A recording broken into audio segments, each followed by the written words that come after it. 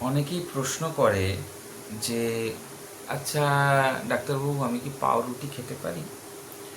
প্রথম কথা হচ্ছে, হ্যাঁ, খেতে পারেন না তেমন নয়, কিন্তু কি পাউরুটি খাচ্ছেন সেই জিনিসটা কিন্তু বোঝা বা জানাটা কিন্তু ভীষণভাবে গুরুত্বপূর্ণ।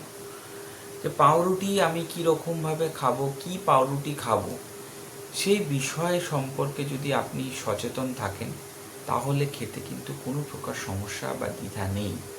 কিন্তু পাউরুটি সেই জিনিসটাকে কেমনভাবে খাচ্ছেন সেই জিনিসটা সম্পর্কে যদি সঠিক ধারণা না থাকে তাহলে কিন্তু আপনি সমস্যায় পড়বেন। সেটা হচ্ছে অন্যতম একটি বিষয়।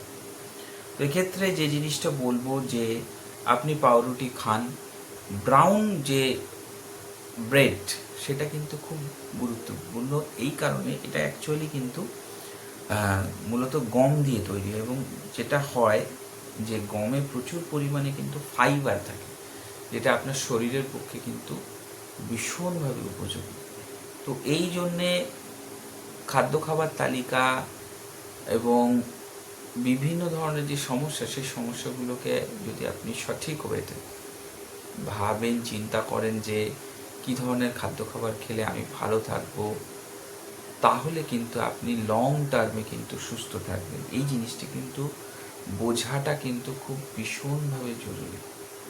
তা না হলে আপনি কিন্তু ভালো থাকতে পারবেন না, সুস্থ থাকতে পারবেন না।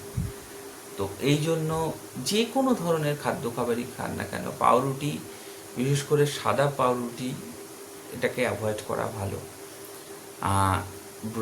যেটা আমরা ব্রাউন ব্রেড বা যে যেরকমভাবে বলে যে বাদামি কালারের যে পাউরুটি, সেই জিনিসটাকে খেলে তথাকথিতভাবে আপনি বিভিন্ন ধরনের যে সমস্যা সেগুলো কিন্তু থেকে কিছুটা হলেও অ্যাভয়েড করবেন। এই কারণে যেহেতু এটা গম দিয়ে তৈরি এবং ফাইবারের পরিমাণ যেটা বেশি, এবং আপনার শারীরিক যে গ্রোথ বলতে পারেন, গঠনে কিন্তু বিশেষ প্রকার কিন্তু ভূমিকা পালন করে থাকে।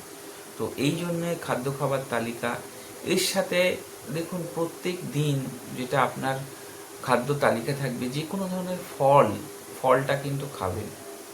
প্রতিদিন একটা করে ফল, এটা কিন্তু আপনার শরীরকে অনেক সুস্থ লাগবে। আপনি যে আপনার কাছে সহজ মূল্য যে ধরনের খাদ্য খাবার পাওয়া যাচ্ছে সেই ধরনের খাদ্য খাবার আপনি খান, এতে কোনো প্রকার সমস্যা নেই। যে খাদ্য তালিকায় যে খাবারই খাবেন সেটা একটা জিনিস খেয়াল রাখতে হবে যে আমি যে জিনিসটাই খাই না কেন সেটা কিন্তু আমাকে, ব্রেড যদি আমি খাই, যাই খাই না কেন, আমাকে কিন্তু সুস্থ থাকতে হবে। এর জন্য প্রতিদিন একটা করে ফল খাওয়াটা কিন্তু ভীষণভাবে জরুরি।